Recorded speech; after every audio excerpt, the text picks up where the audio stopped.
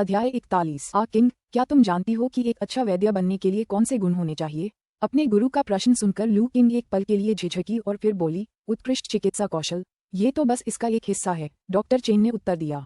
इसके अलावा एक उत्कृष्ट चिकित्सक के पास शांत मन और स्वस्थ शरीर होना चाहिए। शांत मन और स्वस्थ शरीर, लू किंग ने धीरे से कहा। बिल्कुल, बूढ़े डॉक्टर ने सिर हिलाया। एक चिकित्सक के रूप में शांत मन होना बहुत महत्वपूर्ण है, क्योंकि एक चिकित्सक के रूप में आपको अनिवार्य रूप से विभिन्न स्थितियों वाले कई रोगियों का सामना करना पड़ेगा। कुछ मरीज असहनीय दर्द से कराह रहे होंगे, व्यथा से चीख रहे होंगे, कुछ मौत के कगार पर होंगे, बस किसी तरह जिंदा होंगे, कुछ हालात भयावह और डरावने होंगे, और कुछ तो हिंसक स्वभाव के भी होंगे जो जरा सी बात पर भी गाली गलौज और हिंसा पर उतर आ सकते हैं। जब आप ऐसे मरीजों का सामना करते हैं तो यदि आपका मन शांत और संयमित नहीं है तो उनकी स्थिति का सटीक निदान करना और उनका इलाज करना मुश्किल होगा। इसलिए आपको ये याद रखना चाहिए कि जब आपके चिकित्सीय कौशल निपुण हो जाएं, तो चाहे आप किसी भी प्रकार के मरीज का सामना करें, आपको शांत मन बनाए रखना चाहिए। तभी आप उनकी बेहतर मदद कर सकते हैं। मैं याद रखूंगा, गुरुजी, लू किंग ने आदरपूर्वक उत्तर दिया।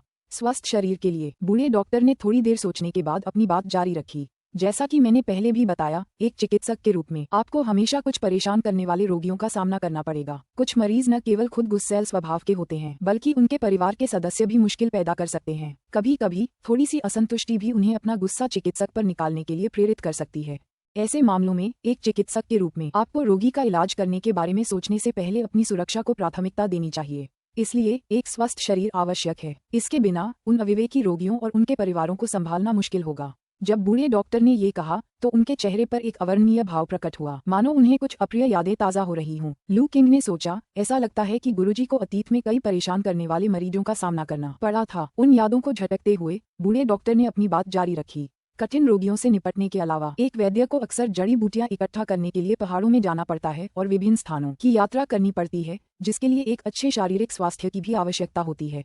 इसलिए एक उत्कृष्ट चिकित्सक बनने के लिए चिकित्सा कौशल महत्वपूर्ण होने के साथ साथ शांत मन और मजबूत शरीर भी समान रूप से महत्वपूर्ण है। गुरुजी, मजबूत शरीर पाने के लिए प्रशिक्षण कैसे लिया जा सकता है? लू किंग ने विनम्रतापूर्वक पूछा। यह एक अच्छा सवाल है, डॉक्टर चेन मुस्कुराए। क्या आपको वो मार्शल आर्ट याद है जिसका मैंने अभ्यास तब किया था जब आप पहली बार यहाँ आए थे? मुझे याद है, लू किंग ने मन ही मन सोचा। मुझे न केवल याद है, बल्कि मैंने लगभग उसकी नकल भी कर ली थी। ये पहली बार था जब गुरु ने साधना के बारे में कुछ कहा था और लू किंग उत्साह से भर उठी। यह मार्शल आर्ट मुझे बचपन में संयोगवश मिला था। इसी की बदौलत इस उम्र में भी मेरा शरीर अपेक्षाकृत मजबूत है।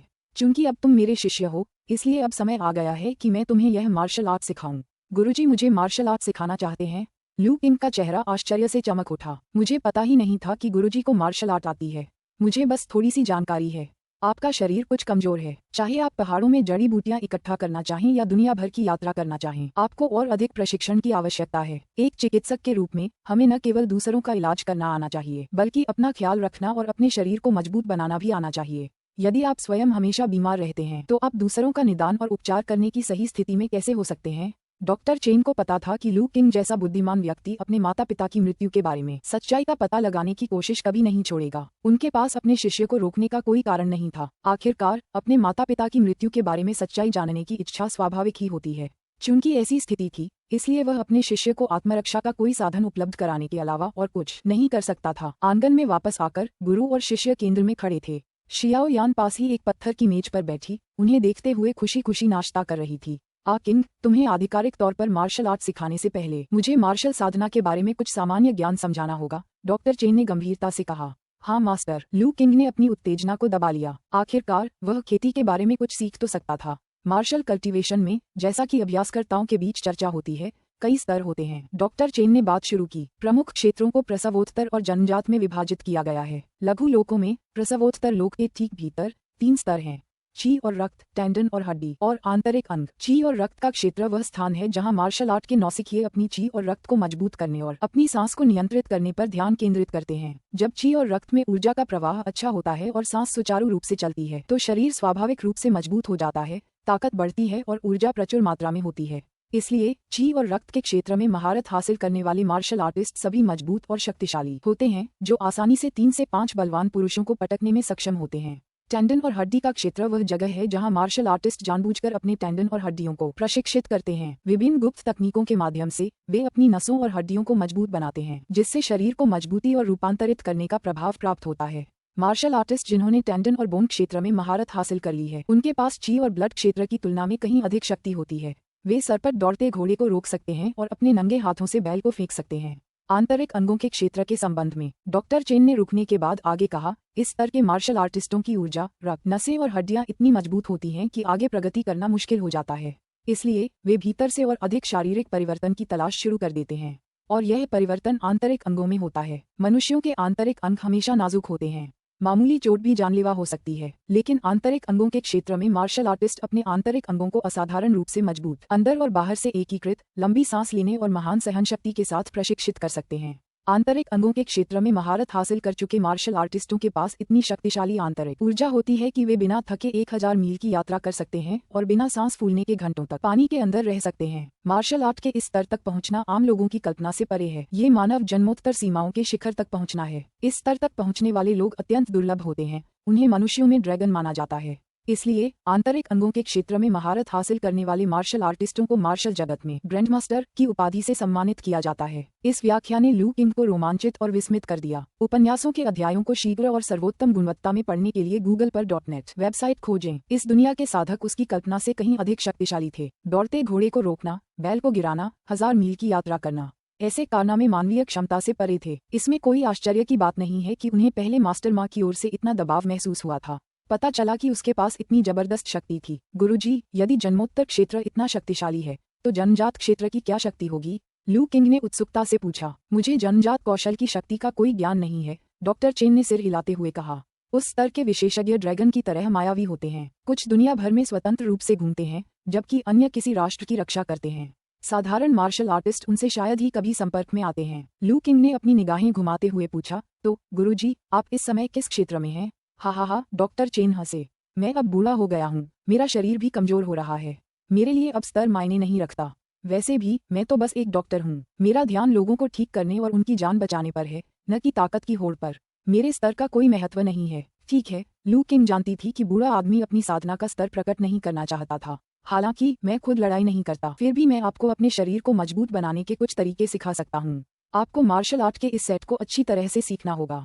अध्याय 42। मैं तुम्हें मार्शल आर्ट का एक ऐसा सेट सिखाने जा रहा हूँ जो मुझे जवानी में अचानक मिल गया था। इसे सीखना आसान है, लेकिन इसमें महारत हासिल करना मुश्किल है। शुरुआत करना ज्यादा कठिन नहीं है। मुझे एक बार करके दिखाने दो और तुम ध्यान से देखना। इतना कहकर बूढ़े डॉक्टर ने एक खास मुद्रा अपनाई और उन मुक्कों का प्रदर्शन शुरू कर दिया जिनका अभ्यास वह हर सुबह करते थे। लू किंग ध्यान से देख रही थी। जैसे ही बूढ़े डॉक्टर ने पहला कदम उठाया, लू किंग की दृष्टि में एक संकेत दिखाई दिया। अपने गुरु की गतिविधियों को देखते हुए लू किंग ने चुपचाप अनुकरण करने का विकल्प चुना। जैसे जैसे बूढ़े डॉक्टर ने एक एक हरकत की, लू किंग की दृष्टि में प्रगति का बार तेजी से आगे बढ़ता गया। अंततः जब बूढ़े डॉक्टर ने अंतिम चाल पूरी की और अपनी स्थिति को समाप्त करने लगे, तो लू किंग की दृष्टि में प्रगति बार 100% तक पहुंच गया। सिमुलेशन सफल रहा। मार्शल आर्ट का नाम स्वास्थ्यवर्धक मुक्केबाजी। उत्पत्ति चेन सोंगकिंग द्वारा एक अपूर्ण मार्शल आर्ट से विकसित और परिपूर्ण किया गया, जो उन्हें उनकी युवावस्था में संयोगवश मिला था। उपन्यासों के अध्यायों को शीघ्र और सर्वोत्तम गुणवत्ता में पढ़ने के लिए गूगल पर N0IAT वेबसाइट खोजें। प्रभाव शरीर को मजबूत बनाता है और स्वास्थ्य में सुधार करता है।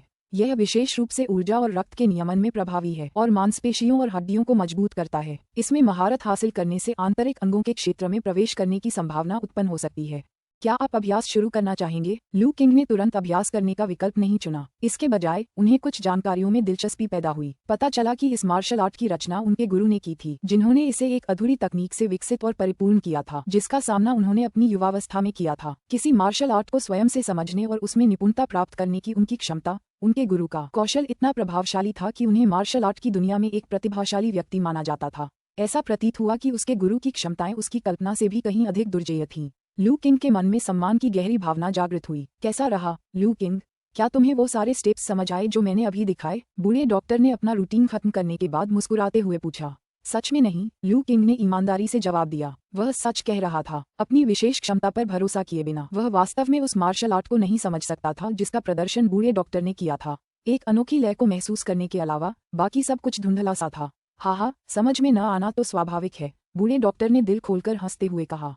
मैंने अभी जो दिखाया वह तो इस मार्शल आर्ट का सिर्फ एक रूप था।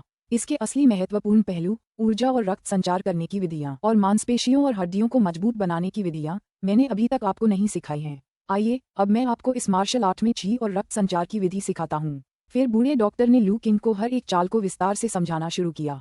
श्वास को कैसे नियंत्रित करें, शरीर में ऊर्जा और रक्त का संचार कैसे करें, दांतियान पर ध्यान कैसे केंद्रित करें। मार्शल आर्ट के अभ्यास के हर आवश्यक बिंदु को विस्तार से समझाया गया था। यह व्याख्यान 2 घंटे तक चला। आज के लिए इतना पर्याप्त है। जब उन्होंने 9वीं चाल की व्याख्या पूरी कर ली और देखा कि लू किंग उस चाल की नकल काफी अच्छी तरह से कर सकता है, तो बूढ़े डॉक्टर ने कहा, मुक्कों के इस सेट में 36 चालें शामिल हैं। पहली 9 चालों का मुख्य प्रभाव ची और रक्त को स्फूर्ति प्रदान करना और श्वास को नियमित करना है। आने वाले दिनों में जब तक आप लगन से अभ्यास करते रहेंगे और वास्तव में इन पर महारत हासिल कर लेंगे, तब आप औपचारिक रूप से ची और रक्त के क्षेत्र में प्रवेश कर जाएंगे। बाद के अभ्यासों की बात करें तो आपकी वर्तमान शारीरिक स्थिति अभी उन्हें संभालने के लिए उपयुक्त नहीं है, इसलिए आपको अभी उनका अभ्यास करने की आवश्यकता नहीं है। गुरुजी, आपका मतलब ये है कि इन 9 चालों में महारत हासिल करने के बाद मैं उन मार्शल आर्टिस्टों की तरह ही बलवान और शक्तिशाली बन जाऊंगा जिनका आपने जिक्र किया है? लू किंग ने उत्साह से पूछा। बिल्कुल सही। एक बार जब आप ची और रक्त के क्षेत्र में प्रवेश कर लेते हैं तो आप स्वाभाविक रूप से उनके जैसे हो जाएंगे। बूढ़े डॉक्टर ने सिर हिलाया। फिर उन्होंने चेतावनी देते हुए कहा, हालांकि अति न करें। मार्शल आर्ट का अभ्यास करने के लिए संयम आवश्यक है। अधीर न हो और न ही त्वरित सफलता की चाह रखें, क्योंकि इससे आपके शरीर को नुकसान हो सकता है। मैं समझ गई। लू किंग ने गंभीरता से सिर हिलाया। साथ ही मार्शल आर्ट का अभ्यास बहुत ऊर्जा खपत करता है, इसलिए आपको अपने पोषण का ध्यान रखना होगा। रेड मून काप बेचकर कमाए गए पैसे को बचाकर न रखें। नियमित रूप से खाने के लिए अधिक मांस खरीदें ताकि शरीर की ऊर्जा और रक्त की पूर्ति करते समय आपकी ऊर्जा कम न हो। मैं समझ गई। लू किंग ने फिर से सिर हिलाया। उसने रेड मून काप को बेचकर अपने मालिक से पैसे पहले ही ले लिए थे और उन्हें घर में एक गुप्त स्थान पर छिपा दिया था। अब ऐसा लग रहा था कि उस पैसे का इस्तेमाल करने का समय आ गया है। अफसोस की बात है कि मेरे पास अभी भी कुछ जड़ी बूटियों की कमी है। अगर मेरे पास सभी आवश्यक सामग्रियां होती तो मैं आपके लिए ऊर्जा और रक्त को पोषण देने वाला सूप तैयार कर सकता था, जिससे आपको ऊर्जा और रक्त के क्षेत्र में प्रवेश करने में काफी कम समय लगता। बूढ़े डॉक्टर ने कुछ अफसोस के साथ कहा, कोई जरूरत नहीं गुरुजी, आपने मेरी बहुत मदद की है। मैंने अभी तक उसका एक अंश भी नहीं चुकाया है। मैं आपको और कैसे परेशान करूं? लू किंग ने जल्दी से कहा। ठीक है, अगर मुझे कभी पहाड़ पर जाने का मौका मिला तो मैं देखूंगा कि क्या मुझे वे जड़ी बूटियां मिल सकती हैं, बूढ़े डॉक्टर ने कहा। अपने गुरु को हार न मानते देख लू किंग अत्यंत भावुक हो गया। उन्हें समझ नहीं आ रहा था कि क्या कहें और वे केवल चुपचाप अपने दिल में इस दयालुता को याद करते रहे। आज के लिए बस इतना ही। वापस जाते समय अभ्यास करना मत भूलना। कल फिर आना, मैं तुम्हारी प्रगति की जांच करूंगा, बूढ़े डॉक्टर ने कहा। कुछ देर और बातचीत करने के बाद बूढ़े डॉक्टर ने उसे हाथ हिलाकर विदा किया। गुरुजी, मैं यहीं रहकर आपकी देखभाल क्यों न करूं? लू किंग ने हिचकिचाते हुए पूछा। कोई जरूरत नहीं, मेरा शरीर अभी भी स्वस्थ है। मुझे अभी किसी की देखभाल की जरूरत नहीं है। वैसे भी ये जगह औषधीय जड़ी बूटियों से भरी पड़ी है और आपके और शाओ यान के रहने के लिए यहाँ जगह नहीं है। आपको घर वापस चले जाना चाहिए, बूढ़े डॉक्टर ने बिना किसी झिझक के मना कर दिया। तो मैं अब आपसे विदा लेता हूँ और कल आपसे मिलने वापस आऊंगा, लू किंग ने कहा। बूढ़े डॉक्टर को जोर देते देख लू किंग को उनकी बात माननी पड़ी। उसने नींद में डूबी हुई शियाओ यान को उठाया और पहाड़ से जाने की तैयारी करने लगा। एक पल इंतजार करें। जैसे ही वे नीचे उतरने वाले थे, अचानक बूढ़ा डॉक्टर आंगन से बाहर आया और लू किंग को एक किताब थमा दी। आप मटेरिया मेडिका का संकलन से पहले ही परिचित हो चुके हैं। अब एक्यूपंक्चर पॉइंट्स थ्योरी पढ़ें। एक्यूपंक्चर पॉइंट्स को याद कर लें। मैं बाद में आपकी परीक्षा लूंगा। किताब को पकड़े और शियाओ यान को गोद में लिए लू किंग पहाड़ से नीचे उतरा। उसका चेहरा अभी भी कुछ हद तक स्तब्ध था। उसने शुरू में सोचा था कि बूढ़े डॉक्टर का शिष्य बनने के बाद वह और शियाओ यान हाफवे हाउस में रहेंगे। आखिरकार एक शिष्य के रूप में गुरु की देखभाल करना और दैनिक कार्यों को संभालना तो स्वाभाविक ही था, लेकिन बूढ़े डॉक्टर का ऐसा कोई इरादा नहीं था, बल्कि उन्होंने उसे गाँव में अपने घर पर ही रहने दिया। हालांकि यह लू किंग के लिए भी फायदेमंद था, लेकिन उसे ये थोड़ा अजीब लगा। अपने विचारों को स्पष्ट करने के लिए सिर हिलाते हुए लू किंग सो रही शियाओ यान को गोद में लेकर घर की ओर चल पड़ा। घर लौटने पर उसने सबसे पहले कुछ पैसे लिए और अंकल झांग को ढूंढा। अंकल झांग के इनकार को नजरअंदाज करते हुए उन्होंने ग्रामीणों द्वारा तैयार किए गए शिक्षुता उपहारों के लिए पैसे की भरपाई कर दी। आखिरकार अब जब उसके पास पैसों की कमी नहीं थी तो वह पहले से ही कम धनी ग्रामीणों को अपने प्रशिक्षुता उपहारों का बोझ कैसे उठाने दे सकता था। अंकल झांग को पैसे देने के बाद लू किंग अपने आंगन में लौट आया और मार्शल आर्ट का अभ्यास करने की तैयारी करने लगा। इस बार उसने अपनी विशेष क्षमता का उपयोग प्रशिक्षण के लिए करने का इरादा किया था। अध्याय 43। क्या आप अभी साधना शुरू करना चाहेंगे? अपनी आंखों के सामने आए संदेश को देखते हुए लू किंग ने इस बार हाँ चुना। अगले ही पल सूचनाओं का सैलाब उनके दिमाग में उमड़ पड़ा। स्वास्थ्यवर्धक मुक्केबाजी के बारे में विभिन्न अंतर्दृष्टियां उनके हृदय में एक दैवीय रहस्योद्घाटन की तरह उभरी। हाफवे हाउस में अपने गुरु से मिले पिछले मार्गदर्शन को ध्यान में रखते हुए लू किंग ने सहज रूप से स्वास्थ्यवर्धक मुक्केबाजी का अभ्यास करना शुरू कर दिया। पहली चाल, दूसरी चाल, तीसरी चाल। स्वास्थ्यवर्धक मुक्केबाजी के इस सेट में प्रत्येक चाल के लिए कोई विशिष्ट नाम नहीं थे, इसलिए लू किंग केवल उन्हें क्रम से ही संदर्भित कर सकती थी। वह धीरे धीरे और कुछ अटपटे ढंग से अभ्यास कर रहा था। 9वां अभ्यास पूरा करने के बाद जैसे ही वह 10वां अभ्यास करने वाला था, उसके शरीर में तेज दर्द होने लगा। हालांकि उसे 10वीं चाल के मुख्य बिंदु मन में अच्छी तरह से पता थे, लेकिन उसके शरीर को उसे अंजाम देना बेहद मुश्किल लग रहा था। अपने गुरु की सलाह को याद करते हुए लू किंग को एहसास हुआ कि 9वें से आगे की चालें उसकी वर्तमान शारीरिक क्षमताओं से परे थीं। खुद को अभ्यास करने के लिए मजबूर करना उसके शरीर को नुकसान पहुंचा सकता है। उसने 10वीं चाल चलने का प्रयास तुरंत रोक दिया और पहली चाल से फिर से शुरू किया। इस प्रकार लू किंग ने स्वास्थ्यवर्धक मुक्केबाजी का अभ्यास पहले से लेकर 9वें दांव तक बार बार किया। उसके मन में आए विचारों के आधार पर उसकी गतिविधियां धीरे धीरे अधिक सहज होती गईं। अगर कोई देख रहा होता तो उसे पता चल जाता। अपने पहले प्रयास के दौरान लू किंग की हरकतें अकड़ी हुई थीं। उनके खड़े होने का तरीका डगमगा रहा था और उनका शरीर टेढ़ा मेढ़ा था। दूसरे प्रयास तक उनकी हरकतें काफी सहज हो गईं और उनके शारीरिक हाव भाव अधिक सटीक हो गए। तीसरे प्रयास तक वह कुछ दक्षता दिखाने लगा था और अब अनाड़ी नहीं लग रहा था। चौथा प्रयास, पांचवा प्रयास, हर बार अभ्यास करने पर लू किंग में स्पष्ट प्रगति दिखाई देने लगी। 9वें प्रयास तक उनकी हरकतें असाधारण रूप से सहज हो गई थीं। उनके बदलाव स्वाभाविक थे और उनकी आकृतियां सटीक थीं, जिससे एक मनमोहक दृश्य प्रभाव उत्पन्न हुआ। ऐसा प्रतीत होता था मानो उसने मुक्केबाजी की इन तकनीकों में लंबे समय तक खुद को पूरी तरह से लीन कर लिया हो। 9वां प्रयास पूरा करने के बाद लू किंग सहज रूप से रुक गया और धीरे धीरे अपनी मुद्रा को समेटने लगा। काम खत्म होने के बाद उसने एक गर्म सांस छोड़ी। उसे अपनी सांसें सहज, मन शांत और पूरा शरीर गर्म और आरामदायक महसूस हो रहा था। आनंद से भरकर लू किंग को एहसास हुआ कि उसने स्वास्थ्यवर्धक मुक्केबाजी की पहली 9 चालों के कुछ मूलभूत सिद्धांतों को समझ लिया है। यदि वह लगन से अभ्यास करना जारी रखता है तो वह जल्द ही ची और रक्त के क्षेत्र में प्रवेश कर सकेगा, जैसा कि उसके गुरु ने उल्लेख किया था। इसी दौरान लू किंग को भी साधना विधियों का अनुकरण करने की अपनी क्षमता की प्रकृति समझ में आने लगी। संक्षेप में, क्षमता किसी साधना पद्धति का अनुकरण करने के बाद उसे सीधे तौर पर उसमें महारत हासिल करने की अनुमति नहीं देती है। इसके बजाय यह उनके मन में मौजूद साधना पद्धति के प्रमुख बिंदुओं और अंतर्दृष्टियों को मार्गदर्शन के रूप में प्रस्तुत करता है। इससे उसे विधि को अधिक तेजी से समझने में मदद मिलती है। हालांकि इसे पूरी तरह से समझने और आत्मसात करने के लिए उसे अभी भी स्वयं लगन से प्रशिक्षण करने की आवश्यकता है। ठीक अभी की तरह उनका दिमाग स्वास्थ्यवर्धक मुक्केबाजी के बारे में गहन जानकारियों से भरा हुआ था, लेकिन इन जानकारियों को आत्मसात करने और खुद को मजबूत बनाने के लिए उसे बार बार अभ्यास करने की जरूरत थी। गड़गड़ाहट। लू किंग के पेट से गुड़गुड़ाहट की आवाज आई। अपने पेट में भूख महसूस करते हुए उसे पता था कि हाल ही में हुए प्रशिक्षण ने उसकी बहुत सारी ऊर्जा खर्च कर दी थी। अपने गुरु की सलाह को याद करते हुए वह घर लौटा और कुछ दिन पहले तैयार किया गया संरक्षित मांस का एक टुकड़ा ले आया। उसने रसोई के उस बर्तन से 2 से 3 पाउंड की एक मछली भी पकड़ी, जिसे उसने एक दिन पहले पकड़ा था। फिर उसने आंगन से कुछ जंगली सब्जियां तोड़ लीं। उसने जो सब्जियां बोई थीं, उनमें अभी अंकुरण शुरू ही हुआ था, इसलिए उसे फिलहाल जंगली सब्जियां ही खानी पड़ीं। सामग्री तैयार होते ही लू किंग ने खाना बनाना शुरू कर दिया।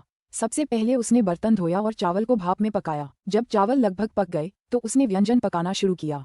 कुछ ही समय बाद जंगली सब्जियों को भूनकर बनाई गई एक डिश, जिसमें प्रोसेस्ड मीट और एक स्टीम्ड मछली शामिल थी, तैयार हो गई। जैसे ही उसने मेज पर व्यंजन रखे, श्याओ यान अपनी आंखें मलते हुए अपने कमरे से बाहर आए। श्याओ यान, तुम जाग गई? क्या तुम्हें भूख लगी है? मैं तुम्हें अभी फोन करने ही वाली थी। उस नन्ही बच्ची ने अपना पेट छुआ और गंभीरता से जवाब दिया, मुझे लगता है कि मुझे भूख लगी है। अगर आपको भूख लगी है तो आकर खाना खा लीजिए, लू किंग ने मुस्कुराते हुए कहा। बच्चे सचमुच बहुत दिलचस्प होते हैं।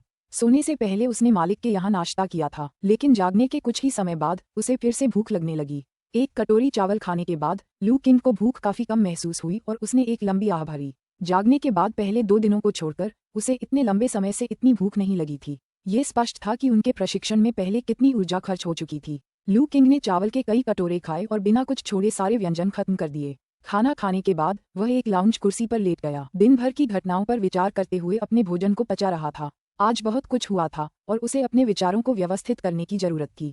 सबसे पहले उनकी स्थिति में बदलाव आया। अंततः वह उस बूढ़े डॉक्टर का शिष्य बन गया था। इस पहचान के सहारे उसे इस विदेशी दुनिया में अपनी जगह बनाने का मौका मिल गया था। वह अब जड़विहीन खरपतवार की तरह नहीं था, जो अपने भविष्य के मार्ग को लेकर अनिश्चित हो। दूसरी बात, मार्शल आर्टिस्टों के बारे में वह जानकारी थी जिसका जिक्र उनके गुरु ने किया था। इस दुनिया के मार्शल आर्टिस्ट लू किंग की कल्पना से भी कहीं अधिक शक्तिशाली थे। अपने गुरु द्वारा प्रसवोत्तर मार्शल आर्टिस्टों के विभिन्न स्तरों के वर्णन के आधार पर लू किंग को यह महसूस हुआ कि इन मार्शल आर्टिस्टों के पास असाधारण शक्ति और लचीलापन है। उच्च स्तर के प्रागैतिहासिक मार्शल आर्टिस्टों का तो जिक्र ही नहीं करना चाहिए। उनके गुरु के शब्दों से ऐसा प्रतीत होता था कि पूर्व दिव्य मार्शल आर्टिस्ट किसी राष्ट्र के भाग्य को भी कुचल सकते हैं। मार्शल आर्ट का मार्ग वास्तव में व्यक्तियों को इतनी शक्तिशाली क्षमता तक पहुंचा सकता था। लू किंग के लिए इसकी लालसा न करना असंभव था, इसलिए उन्होंने मुख्य रूप से मार्शल आर्ट के अभ्यास पर ध्यान केंद्रित करने और आने वाले दिनों में चिकित्सा अध्ययन के साथ इसे पूरक बनाने का निर्णय लिया। चूंकि उनमें क्षमता थी, इसलिए दोनों चीजों को संतुलित करना उनके लिए मुश्किल नहीं होता। मार्शल आर्ट का अभ्यास करने के उनके निर्णय को देखते हुए उन्हें अन्य मामलों पर भी विचार करने की आवश्यकता थी। भोजन के बाद लू किंग ने अनुमान लगाया कि जैसे जैसे वह स्वास्थ्यवर्धक मुक्केबाजी में महारत हासिल करता जाएगा और औपचारिक रूप से QE और रक्त के क्षेत्र में प्रवेश करेगा, उसकी भूख में काफी वृद्धि होगी। उस स्थिति में उनके आहार में दैनिक पोषण की मात्रा सुनिश्चित करना आवश्यक होगा। कहावत है, एक विद्वान को मार्शल आर्ट के अध्ययन के लिए धन की आवश्यकता होती है। मार्शल आर्ट प्रशिक्षण के लिए आवश्यक दैनिक खर्चों को पूरा करना संभवतः महंगा होगा। वह सोच रहा था कि रेड मून काप को बेचकर मिलने वाला चांदी कितने समय तक चलेगा। लू किंग ने कुछ दिनों में उस विचित्र मछली पकड़ने वाली जगह पर फिर से अपनी किस्मत आजमाने का फैसला किया। उपन्यासों के अध्यायों को जल्दी और उच्चतम गुणवत्ता में पढ़ने के लिए गूगल पर n0.net वेबसाइट खोजें। अगर वह 1 या 2 और विचित्र मछलियां पकड़ने में कामयाब हो जाता है तो उसे कुछ समय के लिए आर्थिक चिंताओं से मुक्त रहना पड़ेगा। इन बातों पर विचार करने के बाद लू किंग को अपने असली माता पिता से संबंधित मामला याद आ गया। ओल्ड झांग की बातों के आधार पर यह स्पष्ट था कि उनके असली माता पिता की मृत्यु के पीछे कुछ और भी रहस्य थे। हालांकि लू किंग ने फिलहाल इस मामले की जांच करने की योजना नहीं बनाई थी। जब तक वह भविष्य में मार्शल आर्ट में महत्वपूर्ण उपलब्धियां हासिल नहीं कर लेता और पर्याप्त रूप से मजबूत नहीं हो जाता, तब तक वह शियाओ यान के लिए सच्चाई की तलाश कर सकता है। फिलहाल उन्होंने शांतिपूर्ण जीवन जीने का फैसला किया। लाउंज चेयर पर कुछ देर सोचने के बाद लू किंग को लगा कि उसने अपना भोजन अच्छी तरह पचा लिया है। फिर उसने वह किताब निकाली जो उसके गुरु ने पहाड़ छोड़ने से पहले उसे दी थी। अध्याय 44 एक्यूपंक्चर बिंदुओं का सिद्धांत। ये पुस्तक मानव शरीर के एक्यूपंक्चर बिंदुओं के बारे में विभिन्न सिद्धांतों का दस्तावेजीकरण करती है। इस पुस्तक को अच्छी तरह से पढ़ने से मानव शरीर पर मौजूद अनेक एक्यूपंक्चर बिंदुओं की स्पष्ट समझ प्राप्त हो सकती है। क्या आप इसे डाउनलोड करना चाहेंगे? जब लू किंग ने एक्यूपंक्चर पॉइंट्स का सिद्धांत नामक पुस्तक खोली और कुछ देर पढ़ा तो उसे ये संदेश दृष्टि के सामने प्रकट हुआ। इसमें कोई आश्चर्य की बात नहीं थी। बिना किसी झिझक के उसने इसे डाउनलोड करने का निर्णय लिया। डाउनलोड जारी है। वर्तमान प्रगति 1%। लू किंग ने शुरू से पन्ने पलटने शुरू किए। जैसे जैसे वह किताब के पन्ने पलटता गया, उसकी नज़र में प्रगति पट्टी लगातार बढ़ती गई। 0.97%, 98%, 99%, 100%। एक्यूपंक्चर पॉइंट्स का सिद्धांत डाउनलोड पूरा हो गया है। क्या आप सीखना शुरू करना चाहेंगे? अंतिम पृष्ठ समाप्त करने के बाद उस क्षमता ने यह भी संकेत दिया कि पुस्तक पूरी तरह से डाउनलोड हो चुकी है। लू किंग ने तुरंत इसे सीखने का निर्णय लिया। अगले ही क्षण उसके मन की गहराई से एक्यूपंक्चर बिंदुओं के बारे में अपार ज्ञान उमड़ पड़ा। उसने अपना सिर पीछे झुकाया, आंखें बंद की और चुपचाप उस जानकारी को आत्मसात करने लगा। काफी देर बाद उसने अपनी आंखें खोलीं, जिनमें विस्मय की चमक थी। उपन्यासों के अध्यायों को शीघ्र और सर्वोत्तम गुणवत्ता में पढ़ने के लिए गूगल पर novelfra.net वेबसाइट खोजें। मानव शरीर पर स्थित ये एक्यूपंक्चर बिंदु वास्तव में अद्भुत हैं। एक्यूपंक्चर पॉइंट्स के सिद्धांत के अनुसार मानव शरीर के प्रमुख बिंदु विभिन्न महत्वपूर्ण क्षेत्रों को नियंत्रित करते हैं और व्यक्ति की जीवन स्थिति से निकटता से जुड़े होते हैं। एक कुशल वैद्य यदि वह सही तकनीकों का प्रयोग करे तो बिना किसी औषधीय जड़ी बूटी के केवल सुइयों से ही बीमारियों का इलाज कर सकता है। मरणासन लोगों को जीवनदान दे सकता है और लोगों को विकट परिस्थितियों से बचा सकता है। इस समय तक लू किंग को एक्यूपंक्चर पॉइंट्स का पूरा सिद्धांत अच्छी तरह से याद हो चुका था। हालांकि याद करना एक बात थी, इसका मतलब यह नहीं था कि अब वह एक्यूपंक्चर करना जानता था। उसके पास केवल सैद्धांतिक ज्ञान था, व्यवहारिक अनुभव नहीं। अगर वह अब किसी मरीज का इलाज करता तो उसे यकीन नहीं था कि वह उसे ठीक कर पाएगा, लेकिन उसे पूरा भरोसा था कि वह उसे नुकसान पहुंचा सकता है। एक्यूपंक्चर बिंदुओं के इस सिद्धांत को पूरी तरह समझने के लिए लू किंग को अभी बहुत कुछ सीखना बाकी था। फिर भी केवल इसकी समझ हासिल करने मात्र से ही लू किंग को चिकित्सा क्षेत्र की असाधारणता का एहसास हो गया। चाहे वह औषधियां हों या एक्यूपंक्चर, दोनों ही व्यापक और गहन क्षेत्र हैं जिनमें जटिल ज्ञान समाहित है। इनमें से किसी में भी महारत हासिल करना बेहद चुनौतीपूर्ण था। अगर उसके पास वह विशेष क्षमता न होती तो उसे यह नहीं पता होता कि उसके गुरु द्वारा दी गई 2 चिकित्सा पुस्तकों को समझने में उसे कितना समय लगेगा। किताब के पन्ने धीरे धीरे पलटते हुए लू किंग ने अपनी पढ़ाई फिर से शुरू कर दी। हालांकि उसने किताब की विषय वस्तु याद कर ली थी, फिर भी उसे हाथ से किताब पढ़ने का अनुभव ज्यादा अच्छा लगता था। शाम की सुनहरी रोशनी में लू किंग सूर्यास्त और आकाश के अंधेरा होने तक पढ़ती रही। फिर उसने किताब को एक तरफ रख दिया। उस रात जियाओ यान को वह काला राक्षस फिर से नहीं दिखा जिसका वह बेसब्री से इंतजार कर रही थी। ऐसा लगता था मानो उस छोटे से जीव में कोई विशेष क्षमता हो, क्योंकि वह केवल तभी प्रकट होता था जब जियाओ यान सो जाती थी। दरअसल जैसे ही लू किंग ने सोए हुए बच्चे को सुलाया, उसे दरवाजे पर जानी पहचानी खरोंच की आवाज सुनाई दी।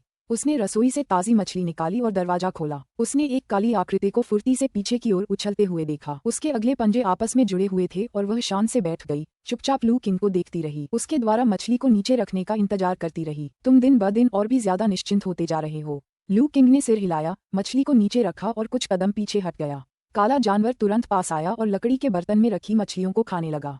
लू किंग चुपचाप उसे खाता रहा, उसे परेशान नहीं किया। 10 दिन पहले की तुलना में काले जानवर का आकार थोड़ा बढ़ गया था। उसका रवैया भी बदल गया था। पहले वह शंकालु और सतर्क रहता था, अब वह लू किंग का सामना शांति से करता था। अब वह एक मछली पकड़कर छिपकर नहीं खाता था और फिर दूसरी मछली के लिए बाहर नहीं आता था। अब वह सीधे बर्तन से ही मछली खाने लगता था। हालांकि उसका स्वभाव काफी शांत हो गया था, फिर भी लू किंग उसके पास नहीं जा सकता था। उसे छूना तो दूर की बात थी, वैसे भी उसका ऐसा कोई इरादा नहीं था। अगर वह छोटा जीव उत्तेजित हो जाता और उसे खरोंच देता तो उसका हाथ बुरी तरह घायल हो सकता था। उसे यकीन नहीं था कि उसके हाथ पैर स्टील या पत्थर जितने सख्त हो सकते हैं, और अगर होते भी तो ये छोटी सी चीज उन्हें चीर सकती थी। इसलिए हर बार मछली रखने के बाद वह अपने छोटे मालिक को उकसाने से बचने के लिए पीछे हट जाता था। मछली खाने के बाद वह काला जानवर बिना दूसरी नजर डाले चला जाता था।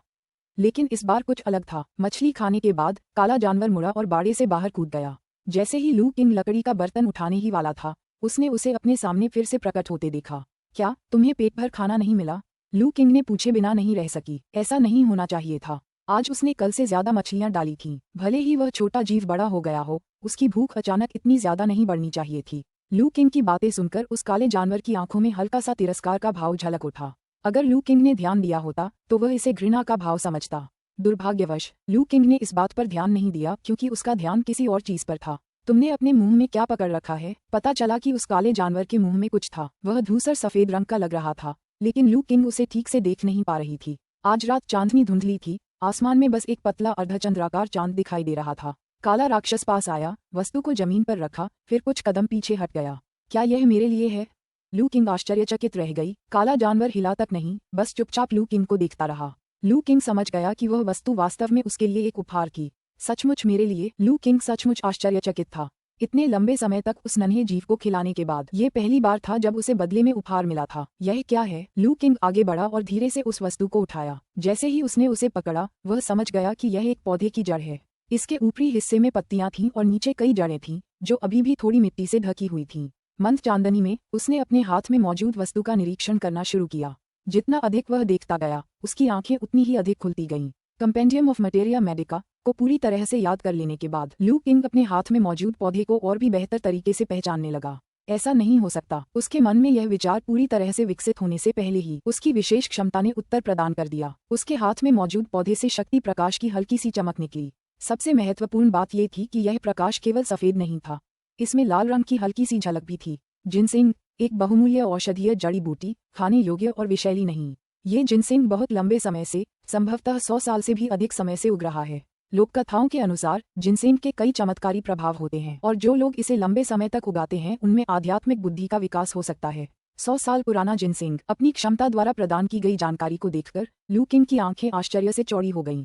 अध्याय 45। 100 साल पुराना जिनसेंग। जब लू किंग ने अपने हाथ में मौजूद पौधे की जड़ के बारे में जानकारी पढ़ी तो वह आश्चर्यचकित रह गया। यह एक अत्यंत मूल्यवान जड़ी बूटी थी जिसका उल्लेख कंपेंडियम ऑफ मटेरिया मेडिका में मिलता है। जिनसेंग, और यह 100 साल से भी अधिक पुरानी थी। मेरी प्यारी बच्ची, तुमने मुझे कितना शानदार तोहफा दिया है। लू किंग ने अपने हाथ में मौजूद जिनसेंग को देखा, फिर उस छोटे काले जानवर पर नजर डाली और आश्चर्य से कहा, यह सर्वविदित है कि कंपेंडियम ऑफ मटेरिया मेडिका में दर्ज सैकड़ों जड़ी बूटियों में से जिनसेंग सबसे मूल्यवान जड़ी बूटियों में से एक है। इसके अलावा ये जितना पुराना होता है उतना ही अधिक मूल्यवान हो जाता है। कई दशकों पुराना जिनसेंग पहले से ही अत्यधिक प्रभावी होता है और इसकी कीमत बहुत अधिक होती है। उसके हाथ में जो वस्तु थी वह 100 साल से अधिक पुरानी होने के कारण अत्यंत दुर्लभ थी। कई औषधालयों में इस तरह का जिनसेंग प्रतिष्ठान के खजाने के रूप में काम कर सकता है। मुझे लगता है कि तुम्हारे लिए इतनी मछली पकड़ना व्यर्थ नहीं था। लू किंग बहुत प्रसन्न हुई। हालांकि उन्हें इस 100 साल पुराने जिनसेंग के सटीक मूल्य का पता नहीं था, लेकिन ये स्पष्ट रूप से रेड मून काप से कहीं अधिक मूल्यवान था। आखिरकार, हालांकि रेड मून काप में पौष्टिक गुण होते हैं, लेकिन धनी लोग इसे इसके उत्कृष्ट स्वाद के लिए अधिक खरीदते हैं। लेकिन ये 100 साल पुराना जिनसेंग अलग था। ये सचमुच लोगों की जान बचा सकता था। ऐसी बहुमूल्य जड़ी बूटियां अक्सर अमूल्य होती हैं और एक बार जब वे दिखाई देती हैं तो लोग उन्हें पाने के लिए होड़ मच जाती है। इसके अलावा लू किंग के हाथ में मौजूद जिनसेंग से हल्की लाल चमक निकल रही थी, जो इस बात का संकेत था कि इसमें आध्यात्मिक जड़ी बूटी के गुण विकसित होने लगे थे। ऐसी बहुमूल्य जड़ी बूटी संभवतः साधारण जिनसेंग से भी अधिक मूल्यवान थी। इसकी तुलना में वह छोटी काली मछली जिसे वह खिला रहा था वह कुछ भी नहीं थी। अब आराम से अपने पंजे चाटते और चेहरा धोते हुए काले रात्रि आत्मा लिंक्स को देखकर लू किंग की नजरें घूम गईं। वह नीचे बैठ गया और विनम्रता से बोला, छोटे दोस्त, चलो एक सौदा करते हैं। अगर तुम्हें इस तरह की और चीजें मिलें तो उन्हें मेरे पास ले आना और मैं तुम्हारे खाने के लिए कोई भी मछली पकड़ दूंगा, ठीक है? अगर कोई लू किंग के वर्तमान चेहरे के भाव को देखता तो उसे लगता कि उसकी मुस्कान किसी ऐसे डरावने चाचा जैसी है जो किसी बच्चे को मिठाई का लालच देकर फुसलाने की कोशिश कर रहा हो। चाहे उस छोटे काले जानवर ने उसे समझा हो या नहीं, उसने अपने पंजे चाटना समाप्त किया। लू किंग को तिरछी नजर से देखा, फिर शान से बाढ़ की ओर कूदा और रात के अंधेरे में गायब हो गया। इस बार लू किंग ने उसकी निगाहों को स्पष्ट रूप से महसूस किया। उसे ऐसा लगा मानो किसी छोटे से जानवर ने उसका अपमान किया हो। लू किंग थोड़ी देर रुका, फिर मुस्कुराते हुए उसने अपना सिर हिलाया। एक छोटे से जानवर द्वारा नीचा दिखाए जाने के बावजूद वह बहुत खुश था। लकड़ी के बेसिन को रसोई में वापस लाकर लू किंग ने एक तेल का दीपक जलाया, एक गीला कपड़ा लिया और दालान में बैठकर सावधानीपूर्वक जिनसिंग को साफ करने लगी। अत्यंत सावधानी से जिनसिंग ने धीरे धीरे अपना पूर्ण रूप प्रकट किया। इसका मुख्य भाग मोटा था, जो एक छोटी मूली जैसा दिखता था। इसकी लंबी जड़ों के कारण ये कुछ हद तक मानव आकृति जैसा दिखता था। अगर इसे और लंबा बढ़ने दिया जाए तो ये सचमुच एक छोटे व्यक्ति का रूप ले सकता है। अफसोस की बात है कि कुछ जड़ें स्पष्ट रूप से टूटी हुई थीं, जिससे ये पूरी तरह से सही नहीं था। स्पष्टतः उस छोटे काले जानवर ने खोदते समय जड़ों को तोड़ दिया था। हालांकि लू किंग को इस बात का अफसोस था, लेकिन वह जानता था कि उसे ज्यादा लालची नहीं होना चाहिए।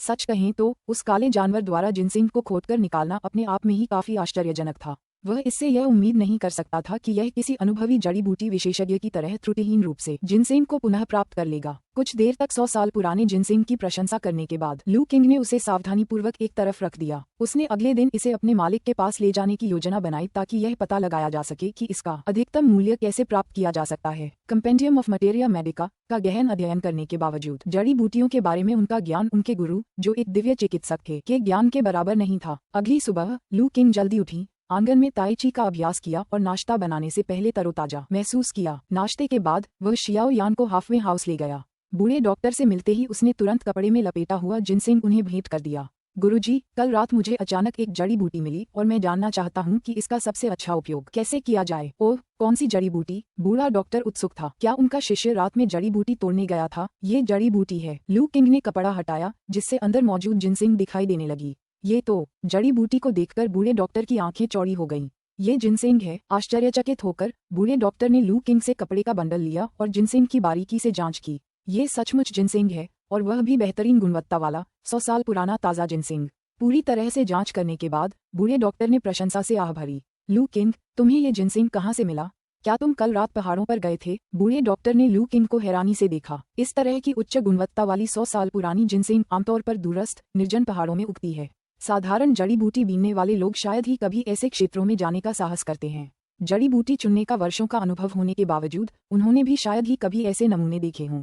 इसकी ताजगी को देखकर लगता है कि जिनसिंग को हाल ही में खोदा गया था। लू किंग को ये कैसे मिला? क्या ऐसा हो सकता है कि वह कल रात घने पहाड़ों में चला गया हो? लेकिन यह असंभव लग रहा था। अपने गुरु की जिज्ञासा का सामना करते हुए लू किंग मुस्कुराया और बोला, गुरुजी, आप कभी अनुमान नहीं लगा पाएंगे कि मुझे ये जिनसिंग किसने दिया। किसी ने तुम्हें दिया? किसने? बूढ़ा डॉक्टर और भी उत्सुक हो गया। इतना उदार कौन होगा जो 100 साल पुराने इतने अनमोल जिनसिंग को उपहार में दे? यह वही काला जानवर था जिसके बारे में मैंने तुम्हें पहले बताया था। कल रात जब मैंने उसे मछली खिलाई तो वह मेरे लिए ये जिनसिंग लाया। क्या वह काला राक्षस था? बूढ़ा डॉक्टर चकित रह गया। इसके बाद लू किंग ने पिछली रात की घटनाओं का विस्तारपूर्वक वर्णन किया। इससे न केवल बूढ़ा डॉक्टर चकित रह गया, बल्कि जियाओ यान भी आश्चर्य से आंखें फाड़कर देखने लगी। ऐसा लगता है कि वह काला जानवर वास्तव में बहुत बुद्धिमान है, लगभग मानव भाषा को समझने में सक्षम है। लू किंग की कहानी सुनने के बाद बूढ़े डॉक्टर आश्चर्यचकित रह गए। मुझे भी ऐसा ही लगता है। मुझे लगता है कि यह हमें समझ भी सकता है। लू किंग को याद आया कि जाने से पहले ब्लैक नाइट स्पिरिट लिंक्स ने उसे तिरस्कार भरी नजरों से देखा था। यह अच्छे कर्मों का फल है। बूढ़े डॉक्टर ने अपनी दाढ़ी सहलाई। अगर तुम दयालु न होते और हर रात उसे भगाने के बजाय खाना न खिलाते तो तुम्हें ये सौभाग्यपूर्ण मुलाकात कैसे मिलती? उपन्यासों के अध्यायों को जल्दी और बेहतरीन गुणवत्ता में पढ़ने के लिए गूगल पर fire.net वेबसाइट खोजें। मैंने उसे भगाया नहीं क्योंकि मैं उससे डरता था। अपने गुरु की बातें सुनकर लू किंग को थोड़ी शर्मिंदगी महसूस हुई। वह छोटा सा जीव बहुत ही दुर्जेय था। भला कौन उसे उकसाने की हिम्मत करता? गुरुजी, आपके अनुसार चूंकि यह जिनसिंग 100 साल से अधिक पुराना है तो इसका कितना मूल्य होगा? लू किंग ने पूछा। अध्याय 46। तो क्या आप इस जिनसिंग को बेचने की सोच रहे हैं?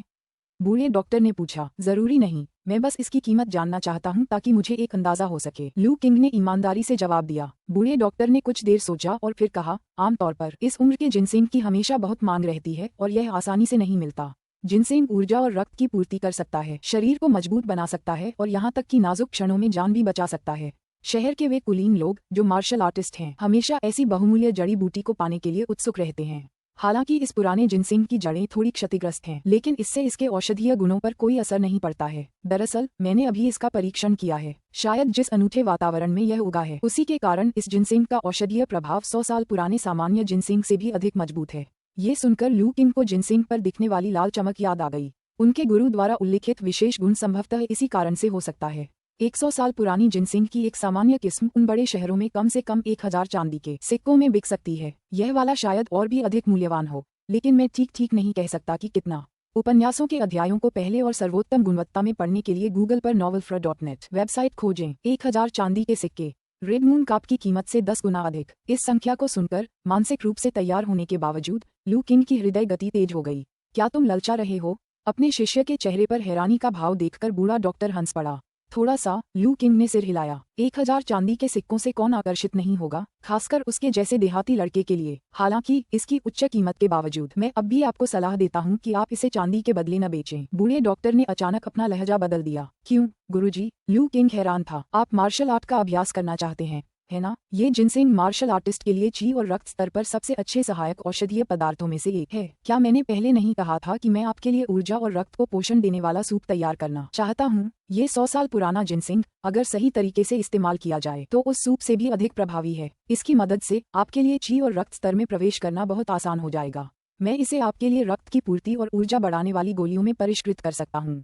एक बार जब आप स्वास्थ्यवर्धक मुक्केबाजी में महारत हासिल कर लेंगे तो प्रतिदिन एक गोली लेने से आपको कुछ ही समय में ऊर्जा और रक्त के स्तर को बेहतर बनाने में मदद मिलेगी। इतना अच्छा भाग्य! यह वाकई एक सुखद आश्चर्य था। लू किंग बेहद खुश थी। वह इस बात को लेकर चिंतित था कि जल्दी से क्यूई और रक्त स्तर में कैसे प्रवेश किया जाए, और अब उसे इसका समाधान मिल गया था। तो क्या आप अब भी इस जिनसिंग को बेचना चाहते हैं या इसे अपने पास रखना चाहते हैं? बूढ़े डॉक्टर ने पूछा। लू किंग ने बिना झिझक के कहा, गुरुजी, कृपया इसे गोलियों में बदलने में मेरी मदद करें।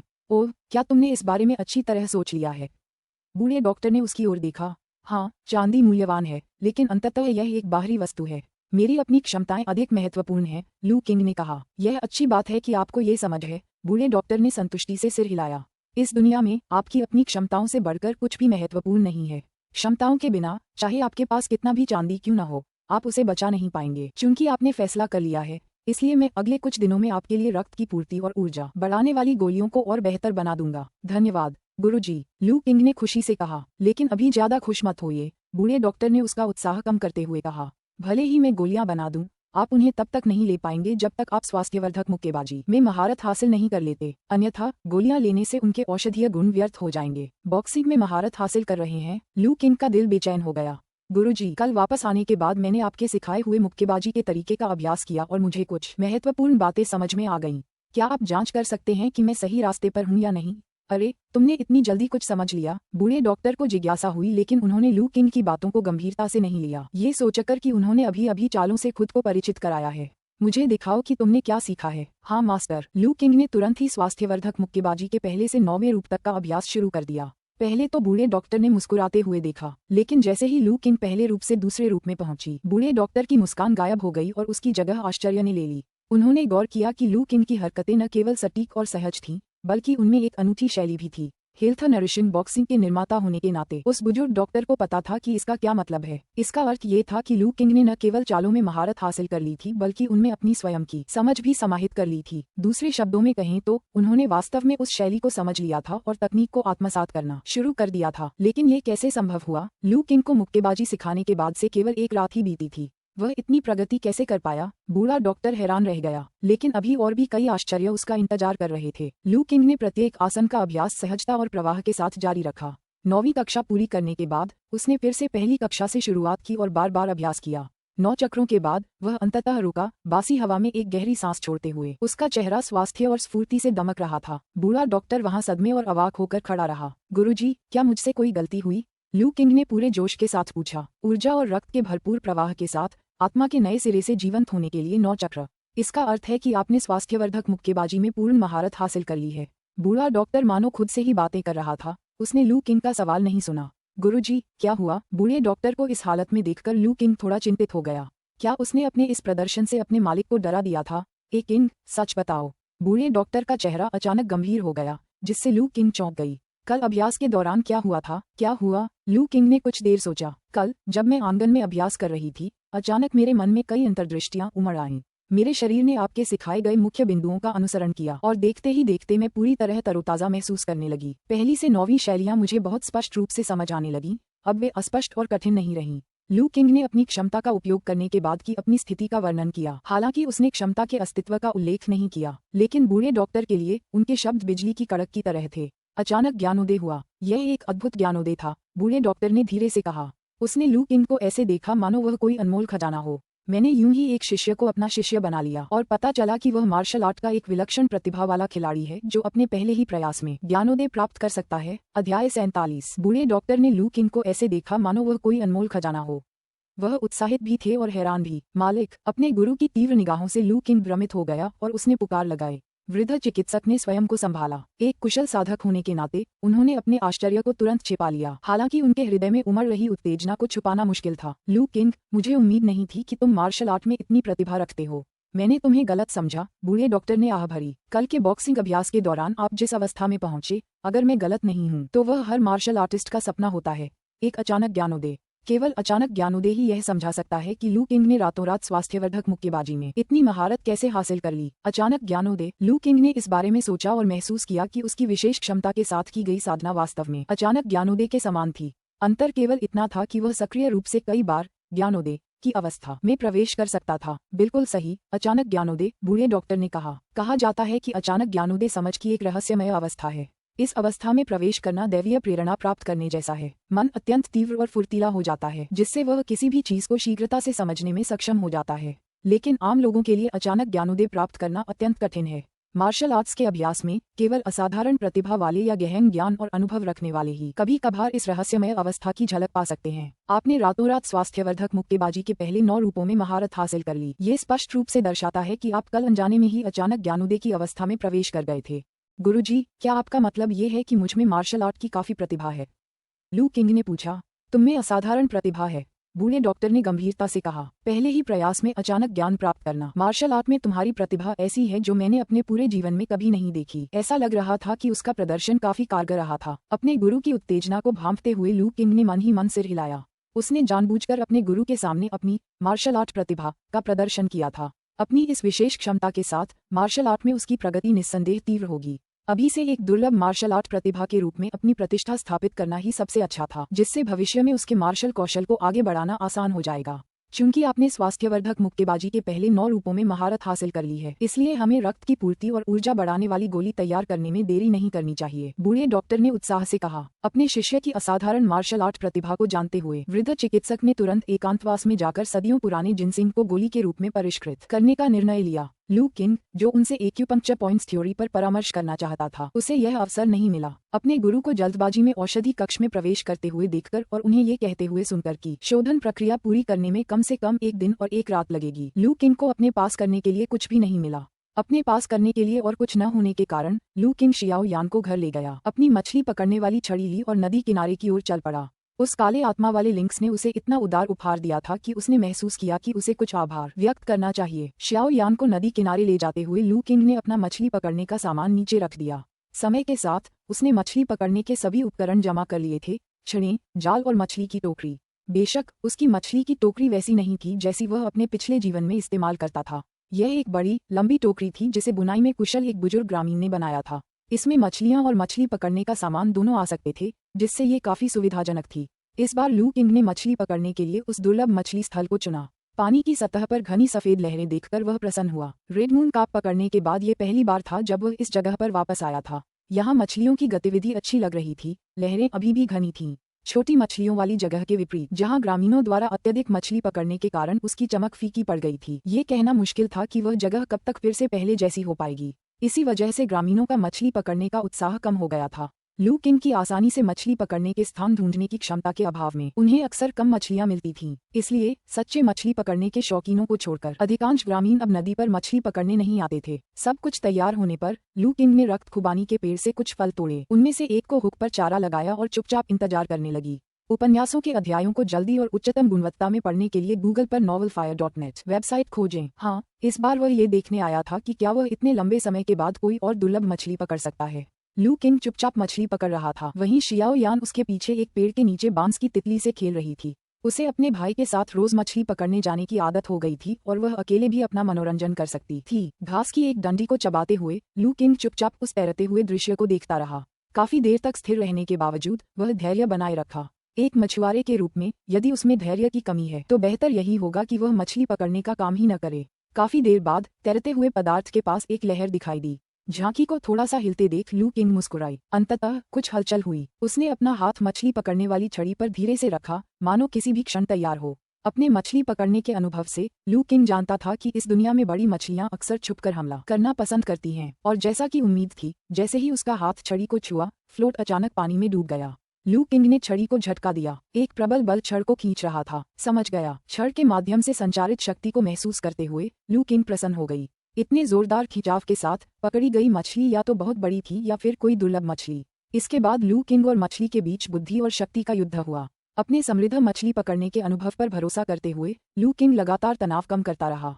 कुछ देर बाद उसने यह अनुमान लगाया कि मछली न तो नीले कवच वाली मछली थी और न ही लाल चंद्रमा का, क्योंकि मछली की हरकतें उन दोनों प्रकारों से पूरी तरह अलग थीं। यह मछली दृढ़ निश्चय के साथ तल पर एक विशेष स्थान की ओर लगातार गोता लगाती रही, मानो उसने हार न मानने का फैसला कर लिया हो। लेकिन चूंकि यह पहले से ही फंस चुका था, इसलिए लू किंग इसे आसानी से भागने नहीं देगा।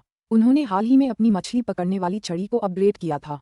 हुक और छड़ी नई और अधिक टिकाऊ थी, जबकि लाइन अभी भी स्नो सिल्कवर्म के रेशम से बनी थी। इसके अलावा अब उनकी शारीरिक स्थिति काफी बेहतर थी। शारीरिक रूप से कमजोर होने पर भी वह रेड मून कार्प और ब्लू आर्मर्ड फिश को पकड़ सकता था। अब स्वास्थ्यवर्धक मुक्केबाजी का अभ्यास करने के बाद वह और भी अधिक मजबूत हो गया था। जैसा कि उम्मीद थी, लड़ाई के बाद पानी में मौजूद मछलियां थक गईं। जैसे ही वह पानी की सतह पर आया, लू किंग ने उसे जाल से पकड़ लिया। मछली का असली रूप देखकर वह दंग रह गया। वह मछली लगभग 2 या 3 उंगल मोटी, लगभग 2 फीट लंबी, पूरी तरह से सुनहरी थी और देखने में लोच मछली जैसी थी। अध्याय 48 गोल्डन लोच। एक अनोखी मछली, पूरी तरह सुनहरे रंग की, बिल खोदने में माहिर। इसमें आध्यात्मिक सार समाहित है। इसका मांस स्वादिष्ट और पौष्टिक है, जो यिन और यांग दोनों को बढ़ाने में सक्षम है। एक उत्कृष्ट टॉनिक है। ऐसा कहा जाता है कि गोल्डन लोच मछलियां हमेशा जोड़े में ही पाई जाती हैं, एक नर और एक मादा, जो कभी अलग नहीं होते और कभी अकेले नहीं तैरते। बाल्टी में उस जीव को देखकर, जिसका शरीर सफेद और लाल रंग से चमक रहा था और जो एक लोच मछली जैसा दिख रहा था, लू किंग खुशी से भर गया। वास्तव में ये जीव एक विचित्र मछली थी। इसके अलावा ये रेड मून कार्प के समान स्तर पर था। तीसरी धुन के बारे में मिली जानकारी ने लू किंग को और भी रोमांचित कर दिया। गोल्डन लोच मछलियां हमेशा जोड़े में ही दिखाई देती थीं और कभी अकेले नहीं तैरती थीं। इसका मतलब था कि पानी में एक और गोल्डन लोच मछली थी। उपन्यासों के अध्यायों को जल्दी और सर्वोत्तम गुणवत्ता में पढ़ने के लिए गूगल पर novelfra.net वेबसाइट खोजें। हालांकि उसे यह नहीं पता था कि अभी अभी हुए हंगामे से दूसरी गोल्डन लोच मछली डरकर भाग गई थी या नहीं, फिर भी लू किंग एक बार कोशिश करना चाहता था। उसने एक और ब्लड एप्रिकॉट फल को हुक पर लगाकर उसे पानी में डाल दिया। उसने सोचा कि उसे फिर से लंबा इंतजार करना पड़ेगा, शायद व्यर्थ ही। हालांकि उन्हें आश्चर्य हुआ कि हुक डालने के कुछ ही समय बाद फ्लोट पानी में डूब गया। इतनी जल्दी अचानक हुए इस हमले से अचंभित होकर लू किंग ने तुरंत प्रतिक्रिया दी और मछली पकड़ने वाली छड़ी को पकड़ लिया। उसके बाद कोई सस्पेंस नहीं बचा था। अपनी ताकत और कौशल का एक और प्रदर्शन करने के बाद उसने एक और गोल्डन लोच मछली पकड़ ली। बाल्टी में मौजूद 2 सुनहरी मछलियों को घूरते हुए लू किंग चुप हो गई। ऐसा प्रतीत होता है कि उसने इन विचित्र मछलियों के लिए रक्त खुबानी फल के आकर्षण को कम करके आंका था। यह कोई साधारण फल नहीं था जिसे उसकी क्षमताओं के आधार पर रहस्यमय फल कहा जाता था। वह सोचने लगा कि इसमें ऐसी क्या खास बात है कि यह इन विचित्र मछलियों को अपनी ओर आकर्षित कर लेती है और वे इसे लगातार खा जाती हैं। लू किंग ने कुछ रक्त खुबानी फल एक तरफ रख दिए और बाद में अपने गुरु से इस रहस्यमय फल के बारे में पूछने की योजना बनाई। एक और रक्त खुबानी फल को चारा बनाकर लू किंग ने मछली पकड़ना जारी रखा। लेकिन इस बार उनकी किस्मत इतनी अच्छी नहीं थी। उसे कोई और मछली नहीं मिली और उसने काफी देर तक इंतजार किया। एक साधारण मछली भी नहीं। अजीब बात है, क्या ऐसा हो सकता है कि इन अनोखी मछलियों में क्षेत्रीय जागरूकता हो और एक समय में केवल एक ही प्रकार की मछली दिखाई देती हो? लू किंग ने सोचा। उसने हुक को उठाकर उसकी जगह केचुआ लगाने का फैसला किया। जैसे ही कांटा दोबारा नीचे डाला गया, एक मछली ने उसे झट से काट लिया। मछली पकड़ने वाली छड़ी को हल्के से झटका देने पर एक छोटी सी सफेद मछली अपनी पूंछ हवा में फड़फड़ाती हुई ऊपर आ गई। कांटे पर फंसी छोटी सफेद मछली को देखते हुए लू किंग चुप रही। तुम सचमुच हर जगह हो। नीचे अब कोई और विचित्र मछली न देखकर लू किंग ने रक्त खुबानी फल का उपयोग बंद कर दिया। इसके बजाय उन्होंने कीड़ों से मछली पकड़ना जारी रखा। कुछ देर बाद उसने दर्जनों छोटी सफेद मछलियां पकड़ लीं। इतनी सारी छोटी सफेद मछलियां और घर पर बची हुई मछलियां उस काले जानवर को अच्छी तरह से खिलाने के लिए पर्याप्त होनी चाहिए। काले जानवर के लिए पर्याप्त भोजन पकड़ने के बाद लू किंग ने अपना सामान पैक करने का फैसला किया।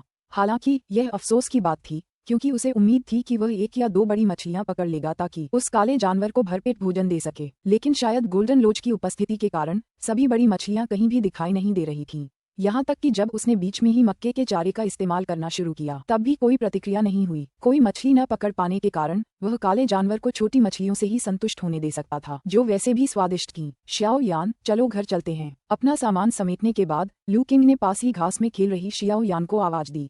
आ रहा हूँ भाई। वह नन्हा बच्चा खुशी खुशी जंगली फूलों का एक छोटा गुच्छा लिए वापस दौड़ पड़ा। वह कुछ देर पहले जंगली फूल तोड़ने गई थी। भाई देखो, मैंने अभी अभी कितने सुंदर फूल तोड़े हैं, कितने प्यारे हैं ना। श्याओ यान ने लू किंग को दिखाने के लिए गुलदस्ता ऊपर उठाया। सुंदर। लू किंग ने सिर हिलाया। उसने देखा कि उसके सिर पर घास की कुछ पत्तियां हैं और उसने लापरवाही से उन्हें हटा दिया। हे, मुझे पता था कि आपको ये पसंद आएंगे। श्याओ यान इस तारीफ से बेहद खुश हुई। उसे खुश देखकर लू किंग के मन में अचानक एक विचार आया। श्याओ यान, क्या तुम हर दिन मेरे साथ मछली पकड़ने आने से ऊब जाती हो? ऊबना क्या होता है? छोटी बच्ची ने उलझन में अपना सिर झुकाते हुए पूछा। ओह, क्या आपको कभी उदासी महसूस होती है? लू किंग ने बात को दूसरे शब्दों में कहा। नहीं, जब तक मैं तुम्हारे साथ हूँ मैं कभी दुखी नहीं होती, उसने गंभीरता से कहा। फूल तोड़ने को है और तितलियों का पीछा करने को है, कितना मजा आता है। ठीक है फिर। लू किंग के पास कहने के लिए कुछ नहीं था। उसने सोचा था कि अगर उसे बोरियत महसूस हो तो वह उसे गांव में दूसरे बच्चों के साथ खेलने के लिए छोड़ देगा और खुद मछली पकड़ने चला जाएगा। आखिरकार वह अक्सर खाना खाने के बाद गांव में अपने दोस्तों के साथ खेलती थी, लेकिन चूंकि उसे बोरियत महसूस नहीं हो रही थी इसलिए उसने फिलहाल इसे ऐसे ही रहने देने का फैसला किया। घर लौटकर लू किंग ने छोटी मछलियों को बाल्टी से बाहर निकाल दिया। केवल 2 गोल्डन लोच मछलियों को ही बाल्टी में रहने दिया और चिंतन में डूब गई। वह सोच रहा था कि इन 2 गोल्डन लोच मछलियों का क्या किया जाए। क्या वह उन्हें बेच देगा या खुद ही खा जाएगा? उन्हें इन्हें खाना ज्यादा पसंद था। पहली बात तो ये थी कि उसका मालिक हाल ही में शहर नहीं जा पाया था और उसे ये भी नहीं पता था कि गोल्डन लोचेस नदी से बाहर कितने समय तक जीवित रह पाएंगे। अगर कुछ दिनों में उनकी मृत्यु हो गई तो ये बहुत बड़ा नुकसान होगा। दूसरे, अब उसके पास पैसों की कमी नहीं थी। विचित्र मछलियां दुर्लभ थीं और उन्हें बेचना एक तरह से बर्बादी जैसा लगता था। अंत में गोल्डन लोचेस के प्रभाव बहुत ही लुभावने थे। अपनी क्षमताओं के अनुसार ये गोल्डन लोच मछलियां उत्कृष्ट टॉनिक थीं। अब जबकि उसने स्वास्थ्यवर्धक मुक्केबाजी का अभ्यास शुरू कर दिया था और वह ची और रक्त के क्षेत्र में कदम रखने वाला था, फिर भी पिछली बीमारी के कारण उसका शरीर कमजोर महसूस हो रहा था। ये 2 गोल्डन लोच मछलियां शायद इस कमी को दूर करने में उनकी मदद कर सकती हैं। कुछ सोचने के बाद लू किंग ने दोनों गोल्डन लोच मछलियों को अपने पास रखने का फैसला किया। लेकिन उनका इरादा अकेले इनका आनंद लेने का नहीं था। उसका इरादा था कि वह उन्हें कल हाफवे हाउस ले जाएगा और अपने मालिक के साथ साझा करेगा। पिछली बार उसने रेड मून कार्प मछली अपने मालिक को देने की योजना बनाई थी, लेकिन अंत में उसे पैसे के लिए बेच दिया। शिष्य बनने के बाद से लू किंग ने अपने गुरु से केवल लाभ ही प्राप्त किया था, बदले में उसने कुछ भी नहीं दिया था। अब जबकि उसने ये अनोखी मछलियां पकड़ ली थीं, तो अपने मालिक को इनका स्वाद चखाने का यह एक अच्छा अवसर था। लू किंग की योजना शानदार थी, लेकिन उस रात एक अप्रत्याशित घटना घटित हो गई। जब शियाओ यान सो गई तो काला जानवर फिर से दरवाजे पर खरोंचने लगा। लू किंग ने मछली का एक कटोरा निकाला और उसे जमीन पर रख दिया। उसे आश्चर्य हुआ कि वह काला जानवर, जो आमतौर पर मछली को नीचे रखते ही चट कर जाता था, इस बार हिला तक नहीं। इसके बजाय उसने कुछ बार सूंघा, उसकी आंखें चमक उठी और वह लू किंग के चारों ओर चक्कर लगाने लगा। कुछ चक्कर लगाने के बाद वह बैठ गया और उसे घूरने लगा। क्या हुआ? खाना नहीं खा रहे? मैंने तो आज अतिरिक्त मछली भी डाली थी, लू किंग ने हैरानी से कहा।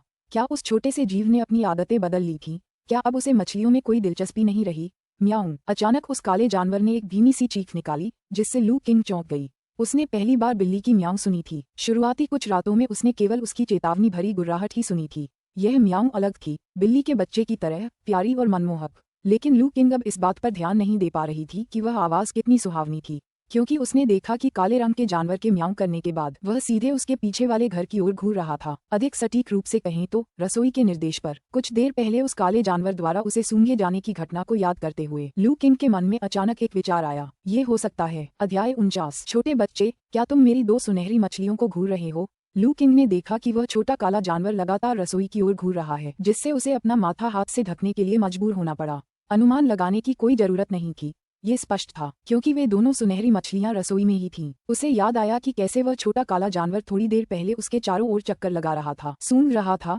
संभवतः उस पर मौजूद सुनहरी लोच मछलियों की गंध का पता लगा रहा था। आखिरकार उसी शाम उसने 2 सुनहरी लोच मछलियों को पानी की टंकी में डाल दिया था और उसे लकड़ी के तख्ते से ढक दिया था ताकि वे रात में बाहर न कूद सकें। एक बार लग जाने पर मछली जैसी गंध को जल्दी से हटाना मुश्किल था। अप्रत्याशित रूप से इस नन्हे बच्चे की नाक इतनी तेज थी कि वह विभिन्न मछलियों की गंध के मिश्रण के बीच सुनहरी लोच मछलियों की गंध को पहचान सकता था। वह छोटा काला जानवर कोई प्रतिक्रिया नहीं दे रहा था, बस चुपचाप लू किंग को घूर रहा था। लेकिन उनके साथ बिताए समय से लू किंग को इसका अर्थ समझ आ गया था। वह वास्तव में उन 2 सुनहरी मछलियों को खाना चाहता था। लू किंग को सिरदर्द होने का एहसास होने लगा। मेरे प्यारे बच्चे, चलो एक सौदा करते हैं। तुम यहाँ कोई भी मछली खा सकते हो। अगर यह काफी नहीं है तो मैं तुम्हें और ला दूंगा, लेकिन मुझे वे 2 सुनहरी मछलियाँ रखनी है। ठीक है। लू किंग को इस बात की परवाह नहीं थी कि छोटा जानवर उसकी लंबी चौड़ी बात समझ पाएगा या नहीं। उसने उससे बातचीत शुरू कर दी। हालांकि वह छोटा काला जानवर या तो जानबूझकर अनजान होने का नाटक कर रहा था या वास्तव में उसे कुछ समझ नहीं आया था। उसने बस अपनी आंखें झपकाईं और लू किंग के पीछे रसोई की ओर टकटकी लगाकर देखता रहा। ठीक है, अब लू किंग समझ गई थी कि वह छोटा बच्चा सुनहरी लोच मछलियों को खाने के लिए दृढ़ संकल्पित था। ये जानते हुए कि बातचीत की कोई गुंजाइश नहीं थी, लू किंग को समझौता करना पड़ा। मैं आपको सिर्फ एक ही दे सकता हूँ, दूसरा मुझे चाहिए। मैं आपको नहीं दे सकता, लू किंग ने एक उंगली उठाते हुए गंभीरता से कहा। वह छोटा काला जानवर कुछ देर तक लू किंग को घूरता रहा, फिर अंत में उसने सिर हिलाया। तुम सचमुच मुझे समझ सकते हो। उस काले छोटे जानवर की हरकत देखकर लू किंग को अब कोई संदेह नहीं रहा। उसे पहले से ही शक था, लेकिन वह कभी निश्चित नहीं था। अब उसके व्यवहार को देखकर वह इसकी पुष्टि कर सकता था। इस छोटे से लड़के को तो सब कुछ पहले से ही पता था और वह जानबूझकर नासमझ होने का नाटक कर रहा था। लू किंग की बातें सुनकर उस छोटे काले जानवर ने अपना पहले वाला भोला और शांत भाव फिर से धारण कर लिया, मानो उसे पता ही न हो कि वह क्या कह रहा है। लेकिन लू किंग अब इससे मूर्ख नहीं बनने वाली थी। ये सोचकर कि कैसे एक छोटे से जानवर ने उसे इतने लंबे समय तक धोखा दिया, उसे यह बात हास्यास्पद और निराशाजनक दोनों लगी। रसोई की ओर मुड़कर उसने पानी की टंकी को ढकने वाले तख्ते को उठाया और सुनहरी लोच मछलियों में से एक को पकड़ लिया, फिर आंगन में लौट आया। मैं तुम्हें सिर्फ एक ही दे सकता हूँ, क्या तुम इसे लेना चाहते हो या नहीं? लू किंग के हाथ में सुनहरी मछली को छटपटाते देख उस छोटे काले जानवर की आंखें चमक उठीं। जैसे ही लू किंग ने बोलना समाप्त किया, उसे अपनी आंखों के सामने एक परछाई चमकती हुई महसूस हुई और उसके हाथ में मौजूद सुनहरी मछली गायब हो गई। जब उसने दोबारा ध्यान केंद्रित किया तो वह छोटा काला जानवर सुनहरी मछली को बड़े चाव से चबा रहा था। मछली को एक ही झटके में लोच मछली का सिर काटते हुए देखकर लू किंग का दिल दुख से भर गया। उसकी कीमत सैकड़ों चांदी के सिक्कों के बराबर थी, लेकिन उस छोटे से काले जानवर को खुशी से खाते हुए, खुशी से आंखें सिकोड़ते हुए, पूंछ को प्रसन्नता से हिलाते हुए देखकर वह केवल खुद को ही सांत्वना दे सका। खैर, कम से कम उस नन्हे बच्चे ने कल रात उसे 100 साल पुराना कीमती जिनसिंग तो दिया था। बदले में उसे कुछ अच्छा खिलाना तो बनता ही था। वह छोटा काला जीव जल्दी जल्दी खाने लगा। देखते ही देखते लगभग 2 पाउंड की सुनहरी लोच मछली पूरी तरह से उसके पेट में चली गई।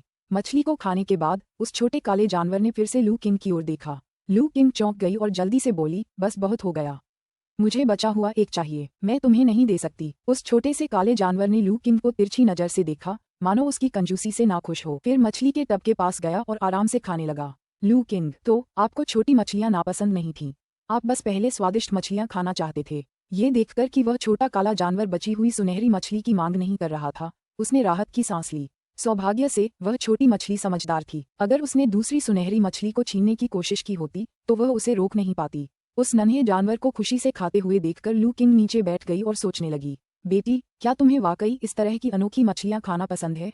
अब जब उसे यकीन हो गया था कि छोटा जानवर उसे समझ सकता है, तो लू किंग संवाद करने के लिए उत्सुक था। वह नन्हा प्राणी चमकती आंखों से उसकी ओर देखने लगा। लू किंग ने जल्दी से कहा, मैं यह नहीं कह रही कि मैं तुम्हें दूसरी सुनहरी मछली दे दूंगी, गलतफहमी मत पालना। ये सुनकर उस छोटे जानवर ने अपना सिर नीचे कर लिया और उसे अनसुना करते हुए खाना जारी रखा। लू किंग को कोई आपत्ति नहीं थी। हालांकि सिर्फ इसलिए कि मैं आपको दूसरी सुनहरी मछली नहीं दे सकती, इसका मतलब यह नहीं है कि मैं भविष्य में पकड़ी गई अन्य विदेशी मछलियां आपको नहीं दूंगी। वह छोटा जानवर फिर से हैरानी से ऊपर देखने लगा। छोटे बच्चे, चलो एक सौदा करते हैं। उसकी रुचि देखकर लू किंग ने आगे कहा, अगर मैं सुनहरी लोच जैसी कोई और दुर्लभ मछली पकड़ती हूँ तो तुम मुझे कल रात वाली ही तरह की जड़ लाकर दो, मैं उन्हें तुमसे बदल लूंगी। कैसा रहेगा? कल रात पौधे की जड़। उपन्यासों के अध्यायों को जल्दी और सर्वोत्तम गुणवत्ता में पढ़ने के लिए गूगल पर नॉवेलफ्र@ वेबसाइट खोजें। उस छोटे से जानवर ने अपना सिर झुकाया, ये समझते हुए कि लू किंग का मतलब उस पौधे से था जिसे उसने सहज रूप से विशेष माना था और उसके लिए खोद कर लाया था। ऐसा लग रहा था कि उसे ये बहुत पसंद आया। उसे याद था कि वह पौधा उसके पहाड़ी क्षेत्र के कुछ स्थानों पर उगता था। हालांकि उस छोटे से जानवर के लिए उसे खोदकर निकालना आसान था, लेकिन वह इतनी आसानी से सहमत नहीं होना चाहता था। ऐसा क्यों होना चाहिए जब वह उसे दूसरी मछली देने में इतना कंजूस था? उस छोटे से जानवर ने कुछ देर तक हिचकिचाने का नाटक किया और फिर अनिच्छा से सिर हिलाया। लू किंग को इस बात का जरा भी अंदाजा नहीं था कि एक युवा जानवर के मन में इतने जटिल विचार हो सकते हैं। जब उसने सहमति दे दी तो वह अत्यंत प्रसन्न हुआ। अगर वह छोटा बच्चा वाकई में 100 साल पुराना जिनसिंग ढूंढ पाता तो उसे अपनी पकड़ी हुई सारी विदेशी मछलियां उसे देने में कोई आपत्ति नहीं होती। आखिरकार उनके लिए जिनसिंग विदेशी मछली की तुलना में कहीं अधिक मूल्यवान था। इस प्रकार मनुष्य और पशु दोनों को लगा कि उन्होंने एक शानदार सौदा कर लिया है और खुशी खुशी एक समझौते पर पहुंच गए। हालांकि उसने एक सुनहरी मछली खा ली थी, फिर भी उस छोटे से जीव ने टब में रखी सारी मछलियां चट कर दी। जब वह निकला तो उसका पेट थोड़ा फूला हुआ था। उस नन्हे जानवर को अनाड़ीपन से बाढ़ के ऊपर से कूदते हुए देखकर लू किंग ने मुस्कुराते हुए अपना सिर हिलाया। इसे मछली बहुत पसंद थी और यह कुछ भी छोड़ने के बजाय अधिक खाना पसंद करता था। जब वह छोटा जानवर गायब हो गया तो लू किंग लकड़ी के टब को साफ करने के लिए वापस रसोई में ले गया, फिर सोने के लिए अपने कमरे में चला गया। रात शांतिपूर्ण ढंग से गुजरी। अगली सुबह लू किंग उठी। उसने स्वास्थ्यवर्धक मुक्केबाजी के कई दौर का अभ्यास किया और तरोताजा महसूस किया। उनके गुरु द्वारा निर्मित हेल्थ नरिशिंग बॉक्सिंग वास्तव में अपने नाम के अनुरूप साबित हुई। कुछ ही दिनों के अभ्यास से ही वह काफी मजबूत और ऊर्जावान महसूस करने लगा था। एक साधारण लेकिन पौष्टिक नाश्ते के बाद लू किंग ने बाल्टी में बची हुई सुनहरी मछली को लेकर शियाओ यान को साथ लिया और हाफवे हाउस की ओर चल पड़ी। पहाड़ पर चढ़ते हुए लू किंग को एक तरह की उम्मीद महसूस हुई। अपने गुरु के एकांतवास में जाने से पहले कहे गए शब्दों के अनुसार जीवन शक्ति और रक्त की पूर्ति करने वाली गोली आज तैयार होनी चाहिए। उस गोली की मदद से उसे पूरा भरोसा था कि वह ची और रक्त की अवस्था तक पहुंचने में सक्षम है। अध्याय 50। हाफवे हाउस पहुंचने पर लू किंग ये देखकर आश्चर्यचकित रह गया कि उसका गुरु दरवाजे के सामने खुले मैदान में मुक्केबाजी का अभ्यास नहीं कर रहा था। वह अंदर जाकर देखने लगा और पाया कि दवाइयों के कमरे का दरवाजा अभी भी कसकर बंद था और उसमें से हल्की सी औषधीय सुगंध बाहर आ रही थी। ये जानते हुए कि उसका गुरु अभी भी अंदर औषधि को परिष्कृत कर रहा है, उसने उसे परेशान करने के लिए कोई आवाज नहीं की। इसके बजाय उसने बाल्टी को एक कोने में रख दिया, जानबूझकर एक झाड़ू निकाली और आंगन की सफाई शुरू कर दी। अपने भाई को सफाई करते देख शियाओ यान ने भी कोने से एक छोटी झाड़ू निकालकर उसकी मदद करने लगी। जब भाई बहन ने आंगन की सफाई लगभग पूरी कर ली थी, तभी लू किंग को घर के अंदर से दरवाजा खुलने की आवाज सुनाई दी। इसके तुरंत बाद बूढ़े डॉक्टर की दिल खोलकर हंसने की आवाज सुनाई दी। तुम दोनों, क्या तुम यहाँ बहुत समय से हो? लू किंग और शियाओ यान को आंगन साफ करते देख बूढ़े डॉक्टर ने पूछा। ज्यादा देर नहीं, आधे घंटे से भी कम, लू किंग ने ईमानदारी से जवाब दिया। दादाजी चेन, शियाओ यान ने भी अपने भाई की सफाई में मदद की। छोटी बच्ची ने अपनी झाड़ू उठाते हुए गर्व से कहा, दादाजी जानते हैं, शियाओ यान सबसे अच्छी है। बूढ़े डॉक्टर ने तुरंत प्रशंसा की। ही, तारीफ सुनकर नन्हा बच्चा खुशी से मुस्कुराया। गुरुजी, क्या आप पूरी रात जागते रहे? लू किंग ने ये देखकर पूछा कि बूढ़े डॉक्टर के कपड़े बिल्कुल कल जैसे ही थे। बिल्कुल सही। औषधि निर्माण के मार्ग में लापरवाही नहीं बरती जा सकती, विशेष रूप से इस रक्तवर्धक और ऊर्जावर्धक गोली के मामले में। जिनसेंग की प्रभावशीलता को अधिकतम बनाए रखने के लिए इसे एक ही बार में तैयार करना सबसे अच्छा है। बूढ़े डॉक्टर ने सिर हिलाया। गुरुजी, क्या आप थोड़ी देर आराम नहीं करना चाहते? लू किंग ने कुछ चिंता के साथ पूछा। कोई जरूरत नहीं, बस एक रात की बात है। मेरा बूढ़ा शरीर अभी इतना कमजोर नहीं है, बूढ़े डॉक्टर ने हाथ हिलाते हुए कहा। वैसे भी बूढ़े लोगों को स्वाभाविक रूप से कम नींद की जरूरत होती है, थोड़ा कम सोना कोई बड़ी बात नहीं है। लू किंग ने देखा कि उसके गुरु का चेहरा अभी भी गुलाबी और ऊर्जावान था, उस पर थकान का कोई निशान नहीं था। वह जानता था कि उसका स्वामी सच कह रहा है। आखिरकार उनके गुरु आंतरिक अंगों के क्षेत्र में एक शक्तिशाली मार्शल आर्टिस्ट थे। पूरी रात जागने से उन पर शायद ही कोई असर पड़ता। क्या इसका मतलब ये है कि रक्त पोषण और ऊर्जावर्धक गोली तैयार है? लू किंग की आंखें चमक उठीं। जी हाँ, ये तो पूरी तरह से तैयार है। बूढ़े डॉक्टर ने एक सफेद चीनी मिट्टी की बोतल निकाली। उस पुराने जिनसेंग से 20 रक्तवर्धक और ऊर्जावर्धक गोलियां बनी हैं। इन 20 गोलियों के साथ न केवल आपके लिए ची और रक्त क्षेत्र में प्रवेश करना बहुत आसान हो जाएगा, बल्कि एक बार प्रवेश करने के बाद आपकी साधना की प्रगति भी बहुत तेज होगी। लू किंग ने चीनी मिट्टी की बोतल उठाई और उसका वजन महसूस किया। उसने अचानक पूछा, गुरुजी, क्या ची और रक्त क्षेत्र में प्रवेश करने के बाद इन गोलियों को लेना सबसे अच्छा है? बूढ़ा डॉक्टर एक पल के लिए स्तब्ध रह गया और फिर बोला, जी हाँ, ये गोलियां ची और रक्त जगत के लिए सबसे अच्छी सहायक गोलियों में से एक हैं। केवल एक गोली के सेवन से ही उल्लेखनीय प्रगति हो सकती है। ची और रक्त जगत के कई मार्शल आर्टिस्ट कुछ गोलियां पाने के लिए लाखों रुपये खर्च कर देते हैं। तो क्या ची और रक्त क्षेत्र में प्रवेश करने से पहले इन गोलियों को लेना व्यर्थ नहीं होगा? यद्यपि कुछ प्रभाव व्यर्थ हो जाएगा, आपकी नींव थोड़ी कमजोर है। इन गोलियों की मदद के बिना भले ही आपने स्वास्थ्यवर्धक मुक्केबाजी में महारत हासिल कर ली हो, फिर भी आपको ऊर्जा और रक्त के क्षेत्र में प्रवेश करने में कुछ समय लगेगा। अपने गुरु की बातें सुनकर लू किंग मुस्कुराया और विषय बदल दिया। गुरुजी, कल मैं मछली पकड़ने गया था और मुझे 2 अजीबोगरीब मछलियां मिलीं जो देखने में काफी असामान्य लगती हैं। मैं चाहता था कि आप उन्हें देख लें। अरे, इस बार तुमने क्या क्या बढ़िया चीजें पकड़ी? बूढ़े डॉक्टर को जानने की उत्सुकता थी। उन्हें पता था कि उनके शिष्य में मछली पकड़ने की अद्भुत प्रतिभा है और वह अक्सर असामान्य मछलियां पकड़ता था। इन दिनों उनके यहाँ छोटी मछलियों की कभी कमी नहीं होती थी। तली हुई छोटी मछलियां स्वादिष्ट थीं, खासकर वाइन के साथ, जिसने उनकी पुरानी वाइन के 2 जार लगभग खाली कर दिए थे। मैंने इस तरह की मछली पहले कभी नहीं पकड़ी। ये छोटी है लेकिन काफी मजबूत है और छूने में बहुत ही अनोखी लगती है। लू किंग ने आंगन के कोने से सुनहरी मछली से भरी बाल्टी निकाली। बूढ़े डॉक्टर ने अंदर झांका और देखा कि सुनहरी मछली तैर रही है। अचानक उनकी आंखें चौड़ी हो गईं। यह एक सुनहरी लोच मछली है। गुरुजी, क्या आप इस मछली को पहचानते हैं? लू किंग ने पूछा। बिल्कुल याद है, बूढ़े डॉक्टर ने उत्साह से कहा। याद है तुमने पहले जो रेड मून कार्प पकड़ी थी? मैंने तुमसे कहा था कि ये दुनिया के 10 सबसे स्वादिष्ट व्यंजनों में से एक है। क्या यह मछली भी 10 स्वादिष्ट व्यंजनों में से एक है? लू किंग उत्सुक हो गई।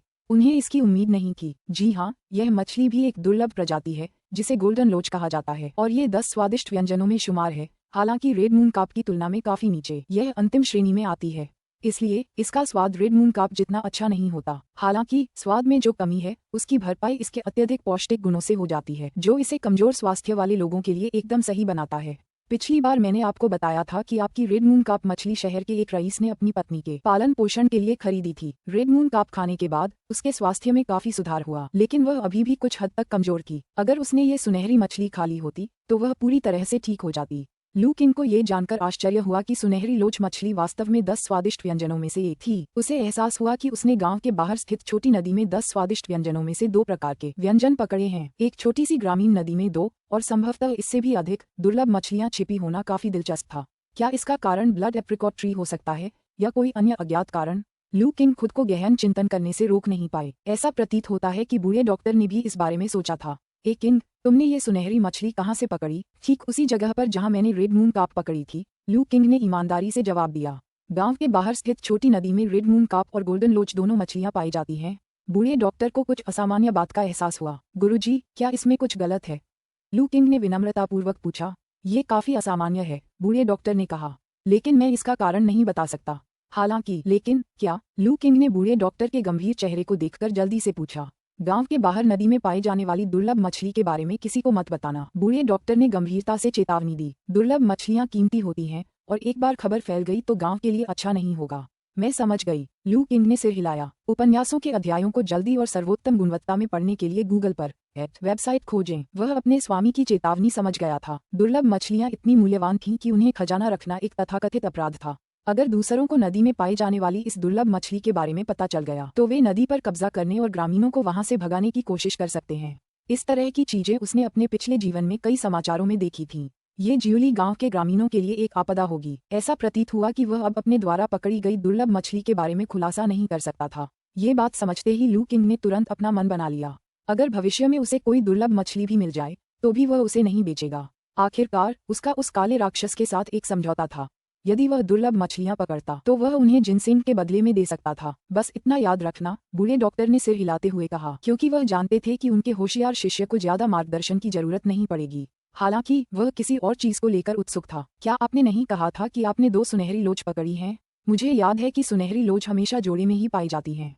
दूसरी कहाँ है? दूसरी मछली को उस काले जानवर ने खा लिया। लू किंग ने कड़वी मुस्कान के साथ जवाब दिया और फिर बताया कि कैसे उस काले जानवर ने उनके समझौते की अवहेलना करते हुए उस दुर्लभ मछली को खाने पर जोर दिया। मैं शुरू में दोनों गोल्डन लोच मछलियों को अपने पास रखना चाहता था, लेकिन वह जानवर पीछा नहीं छोड़ रहा था, इसलिए मुझे उनमें से एक को उसे देना पड़ा। मैं समझ गया, इसमें कोई दिक्कत नहीं है। उस काले जानवर ने तुम्हें 100 साल पुराना जिनसेंग दिया था, इसलिए बदले में उसे एक दुर्लभ मछली देना तो बनता ही है, बूढ़े डॉक्टर ने कहा। उन्हें इसमें कोई नुकसान महसूस नहीं हुआ। गुरुजी, अब सिर्फ एक ही सुनहरी मछली बची है, आप इसका आनंद क्यों नहीं लेते? इसे मेरी कृतज्ञता का प्रतीक समझिए, लू किंग ने सुझाव दिया। इतनी अच्छी चीज का अकेले आनंद लेना व्यर्थ होगा, बूढ़े डॉक्टर ने हंसते हुए कहा। चलो इसे साथ मिलकर खाते हैं। इसके अलावा इस सुनहरी मछली को पकड़ने का आपका समय बिल्कुल सही है। अगर हम भाग्यशाली रहे तो आप आज ही ची और रक्त क्षेत्र में प्रवेश कर सकते हैं। ये सुनकर लू किंग दंग रह गई।